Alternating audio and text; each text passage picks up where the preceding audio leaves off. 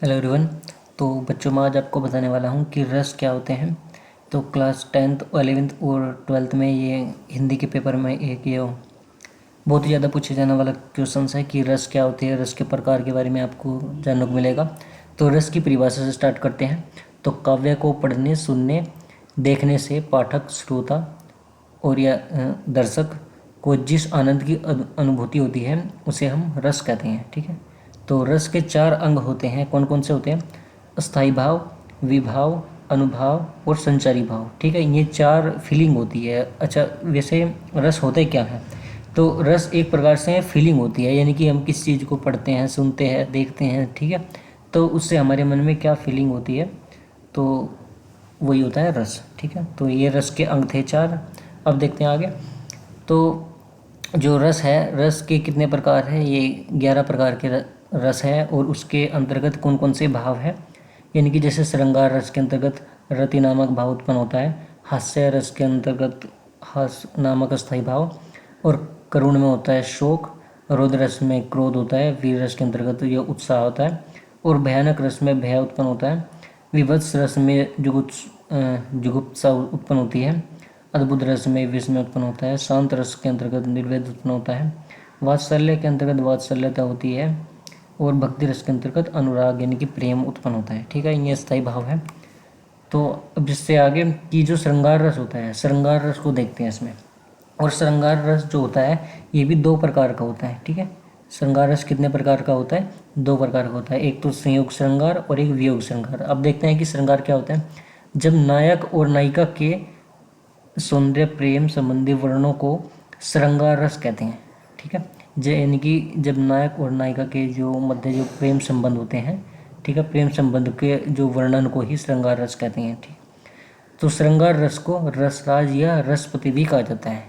ठीक है, और इसके अंतर्गत जो अस्थाई भाव होता है वो अस्थाई भाव होता है रति। रति यानी कि प्रेम।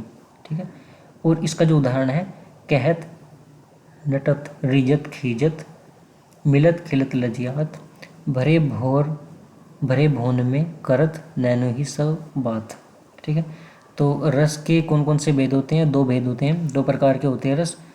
जो ये श्रृंगार रस है, एक तो संयोग श्रृंगार और एक वियोग श्रृंगार। इससे आगे देखते हैं कि जो संयोग श्रृंगार जो रस होता है, जब नायक और नायिका के मध्य मिलन, स्पर्श, आलिंगन और वार्तालाप आदि का वर्णन होता है। ठीक है, तो वहाँ पर संयोग श्रृंगार रस होता है। और इसका जो उदाहरण है, बतरस लालच लाल की मुरली धरी लुकाए सोह करे भवानी हंसे देन कहे नहीं जाए। ठीक है, तो इसमें जो कृष्ण जी की बात हो रही है इसमें, कि उन्होंने जो अपनी जो उनकी मुरली है राधा जी ने छुपा ली है।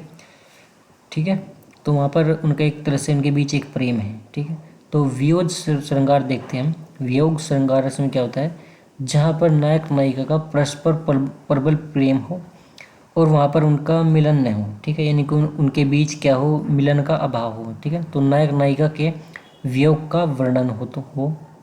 ठीक है, यानी कि वियोग से मतलब होता है कि उनके बीच दूरी हो। ठीक है, वहाँ पर वियोग श्रृंगार रस होता है।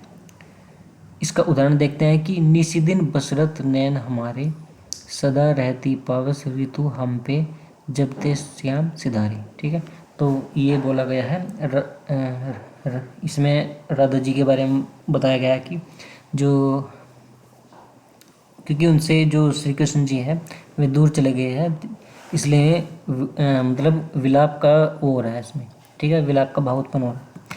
इससे आगे देखते हैं कि श्रृंगार रस वो हास्य रस। ठीक है, तो हास्य रस में देखते हैं कि जब किसी व्यक्ति की वेशभूषा, वाणी, ठीक है, और उसके जो शरीर की या फिर किसी चीज़ की विकृति आदि को देखकर मन में जो प्रसन्नता का भाव उत्पन्न होता है, ठीक है, उसे हास्य रस कहते हैं। ठीक है, प्रसन्नता होती है यानी कि इसमें। ठीक है, हास्य रस में तो इसका जो स्थायी भाव है ये होता है हास। हास यानी कि हास्य नामक स्थायी भाव उत्पन्न होता है। तो उदाहरण के लिए, बुरे समय को देखकर गंजे क्यों तो रोए, कोई भी हालत में तेरा बाल न बांका होए। ठीक है, तो ये हंसने वाली बात है। तो यानी कि इसके अंदर हास्य रस है। और एक दूसरा एग्जाम्पल यह है कि बंदर ने कहा बंदरिया से, चलो नहाने गंगा बच्चों को घर में छोड़ दो, होने दो हुड़दंगा। ठीक है, तो ये है भाई। अब इससे आगे देखते हैं कि करुण रस। करुण रस में क्या होती है? पीड़ा होती है, यानी कि दुख वेदना की भावना उत्पन्न होती है जब किसी व्यक्ति किसी प्रेम किसी अपने का विनाश या अपने का वियोग या किसी द्रव्य का नाश, ठीक है, यानी कि कोई वस्तु का नाश, प्रेमी से सदैव बिछुड़ जाने पर और दूर चले जाने से जो दुख और वेदना उत्पन्न होती है, ठीक है, वहाँ पर उसे ही क्या कहते हैं? करुण रस कहते हैं। ठीक है, और इसके अंतर्गत जो स्थायी भाव होता है वो होता है करुणा, यानी कि दुख, पीड़ा। इसका जो उदाहरण है, करई विलाप सब रोबही रानी, महाविपत्ति कीमी जाई बरखानी, सुनी विलाप दुखत दुख लागा, धीरज छोकर धीरज भागा। ठीक है, तो इसमें जो है, जो रामायण में श्री राम जी हैं वे अयोध्या छोड़कर वहाँ से वनवास के लिए प्रस्थान कर चुके हैं, और वहाँ पर उसी संदर्भ में सभी जो रानियाँ हैं वो विलाप कर रही हैं। ठीक, और इसका दूसरा एग्जाम्पल यह है कि उदाहरण कि करी विलाप सब बही रानी। ठीक है, अच्छा, ये एग्जाम्पल जो है ये 2 बार हो चुका है। तो इससे आगे देखते हैं।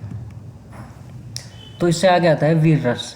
जब युद्ध अथवा कठिन कार्य को करने के लिए मन में जो उत्साह की भावना उत्पन्न होती है। ठीक है, वीर रस में क्या होता है? क्योंकि नाम से पता लगता है वीर, तो उत्साह की भावना उत्पन्न होती है, तो उसे ही वहाँ पर क्या होता है? वीर रस होता है, उसे वीर रस कहते हैं। तो इसके अंतर्गत जो स्थायी भाव आता है वो आता है उत्साह। ठीक है, उत्साह यानी कि जोश नाम का एक फीलिंग होती है। ठीक है, इस प्रकार के भाव उत्पन्न होता है। और इसका जो उदाहरण यह है कि सिंहासन हिल उठे, राजवंशों ने मुकुटी तानी थी, बूढ़े भारत में भी फिर से आई जवानी थी, खूब लड़ी मर्दानी वह तो झांसी वाली रानी थी। ठीक है, तो झांसी की जो रानी थी उनके बारे में है ये उदाहरण। और एक दूसरा एग्जाम्पल ये भी है, इसको भी याद रख सकते हैं। तो बुंदेले हर बोलो के मुख हमने सुनी कहानी थी, खूब लड़ी मर्दानी वो तो झांसी वाली रानी थी। ठीक है, तो ये एग्जाम्पल याद रख सकते हैं। इससे आगे देखते हैं अगला रस कौन सा है।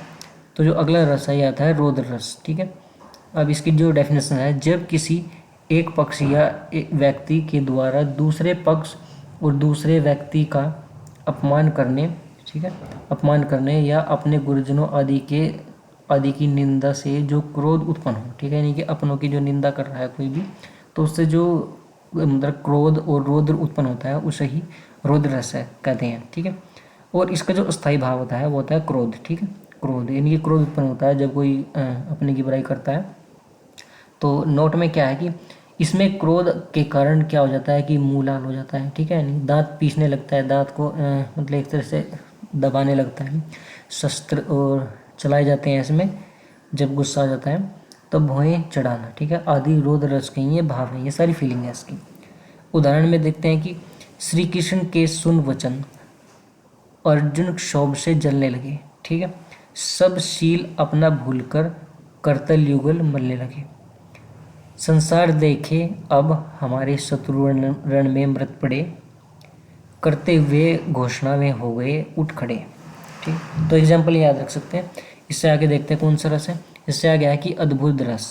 ठीक है, अद्भुत रस का मतलब क्या है कि इसमें जब भी हमारे सामने कुछ अद्भुत चीज़ आती है कुछ, तो उससे संबंधित हमारे मन में एक तरह से आश्चर्य की भावना उत्पन्न हो जाती है कि ये क्या हो गया। ठीक है, तो इसकी जो परिभाषा है, जब व्यक्ति के मन में विचित्र अथवा आश्चर्यजनक वस्तुओं को देखकर जो विस्मय है, यानी कि आश्चर्य के जो भाव उत्पन्न होते हैं, उनको ही हम वहाँ पर क्या होता है? अद्भुत रस होता है। ठीक है, उसका हम अद्भुत रस कहते हैं। अच्छा, इसमें क्या है कि इसके अंतर्गत रोमांच, आंसू आना और कांपना, गदगद हो जाना, आंखें फाड़ कर देखना, इसी सभी प्रकार के ये भाव उत्पन्न होते हैं। ठीक है, तो उदाहरण में क्या है कि देख यशोदा शिशु के मुख में सकल विश्व की माया, क्षण भर को वह बनी अचेतन, हिल न सकी कोमल काया। ठीक है, यानी कि जब भगवान जो श्री कृष्ण जी थे उनके मन में जो उनकी जो माता यशोदा थी, उन्होंने जब देखा तो पूरी सृष्टि उनके मुख में उन्हें दिखाई दी। तो उसी के संदर्भ में एक उदाहरण है, इसको याद रख लेना। इससे आगे आता है भयानक रस। भयानक रस से ही पता लग रहा है कि इसमें कुछ भयानक, कुछ खतरनाक चीज़ दिखने वाली है। जब किसी भयानक या बुरे व्यक्ति या वस्तु को देखने या किसी दुखद घटना का स्मरण करने से जो मन में जो व्याकुलता यानी कि जो भय की जो स्थिति उत्पन्न होती है या परेशानी उत्पन्न होती है उसे भय कहते हैं। ठीक है, और भय के उत्पन्न होने से जिस रस की उत्पत्ति होती है उसको भयानक रस कहते हैं। ठीक है, यानी कि डर से संबंधित है, भय से। ठीक है, इसका जो स्थायी भाव है वह है भय यानी कि डर। तो इसके अंतर्गत क्या होता है कि आदमी का शरीर कांपने लगता है, कंपन होने लगती है, पसीना छूटने लगता है, मुख सूख जाता है, चिंता होने लगती है, ये सभी भाव उत्पन्न होते हैं। ठीक है, भयानक रस में। इसके जो उदाहरण है, एग्जाम्पल है, अखिल यौवन के रंग उभार, हड्डियों के हिलाते कंकाल। यदि कि हड्डियाँ वगैरह के जो कंकाल दिखते हैं तो बेहद उत्पन्न होता है। कचों के चिकने काले, व्याकुल के चूली का सिबार। तो इसमें क्या होता है कि एक और अजगर ही लखी, एक और मरगराए, विकल बटोही बीच ही उदय मूर्छा खाए। तो ये दूसरा एग्जाम्पल है इसका। तो इसके अगला जो रस है वो आता है विभत्स रस। विभत्स रस में देखते हैं कि घृणित वस्तुओं, घृणित चीज़ों और घृणित व्यक्तियों को देखकर उनसे संबंधित जो विचार करके उनसे संबंध में जो सुनकर मन में जो उत्पन्न होता है, यानी कि जो एक प्रकार की जो घृणा उत्पन्न होती है, ग्लानि उत्पन्न होती है, उसको विभत्स रस कहते हैं। ठीक है, विभत्स रस कहलाता है। और इस रस का जो स्थायी भाव होता है वो होता है जुगुप्सा। ठीक है, जुगुप्सा उत्पन्न होती है यानी कि घृणा उत्पन्न होती है। इसमें कहा गया है कि तुलसीदास जी ने रामचरितमानस के लंका कांड में युद्ध के दृश्यों में इस रस का प्रयोग किया है। ठीक है, तो उदाहरण क्या है कि जब मेघनाथ थे, मेघनाथ ने अपनी माया का प्रयोग करके जो वानर सेना को डराने के लिए उन्होंने क्या किया, कई प्रकार के विभत्स कार्य किए, कृत्य किए, जिसमें उन्होंने कहा गया कि तुलसीदास ने बताया गया है कि विष्टा पुए रुधिर कछाड़ा। ठीक है, बरसई कबहू उपल बहु हाड़ा। यानी कि क्या हुआ कि वह कभी विष्ठा, खून, बाल और हड्डियाँ बरसाता और कभी सारे पत्थर फेंकने लगता। ठीक है, कौन फेंकने लगता? जो मेघनाथ था। मेघनाथ के बारे में बताया गया है। इससे अगला जो रस आता है शांत रस। शांत रस में क्या होता है कि जब मन संसारिक कार्यों से मुक्त हो जाता है, मनुष्य क्या होता है कि मनुष्य वैराग्य प्राप्त कर लेता है, वहाँ न दुख होता है और न ही द्वेष की भावना होती है, यानी कि न ही दूसरे के प्रति जो खराब फीलिंग होती है, वहाँ पर शांत रस होता है। इसके अंतर्गत क्या होता है कि जो तत्व ज्ञान, किसी प्राप्ति और अथवा संसार में वैराग्य उत्पन्न होने पर, परमात्मा के वास्तविक रूप का ज्ञान होने पर मन को जो शांति मिलती है, वहाँ पर क्या होता है, शांत रस की उत्पत्ति होती है। इससे आगे होता है कि जो स्थायी भाव होता है, निर्वेद होता है। उदाहरण, स्थायी भाव क्या होता है इसके अंतर्गत? निर्वेद। निर्वेद यानी कि उदासीनता। शांत रस साहित्य में जो प्रसिद्ध 9 जो रस होते हैं उसमें अंतिम रस माना गया है। उदाहरण के तौर पे देखा जाए तो जब मैं था तब हरि नहीं, अब हरि है मैं नहीं, सब अंधियारा मिट गया जब दीपक देखा माई। तो ये था रस। इससे अगला जो रस है यह आता है वात्सल्य रस। ठीक है, वात्सल्य, जब माता का पुत्र के प्रति प्रेम और बड़ों का बच्चों के प्रति जो प्रेम होता है, ठीक है, और जो प्रेम और जो गुरुओं का शिष्यों के प्रति जो प्रेम होता है, आदि स्नेह का भाव उत्पन्न होता है, वहाँ पर वात्सल्य रस उत्पन्न होता है। उदाहरण के तौर पर यदि देखें तो बाल दशा सुख की जसोदा पूनी नंद बुलवाती, अचरा तर में ले झाकी सुर प्रभु को पुनवती। स्थायी भाव क्या होता है कि इसके अंतर्गत आता है वात्सल्य, अनुराग का भाव उत्पन्न होता है। ठीक है, उदाहरण में यदि देखें तो अशुवन जल सींची सींची प्रेम बेली बोई, मेरा की लगन लागी होनी सो हो। तो इसको एग्जाम्पल को याद कर लेना अच्छे तरीके से। तो इससे अगला जो आता है जो रस है वो आता है भक्ति रस, यानी कि इसके अंदर भक्ति की जाती है, जो भक्ति की फीलिंग वगैरह होती है।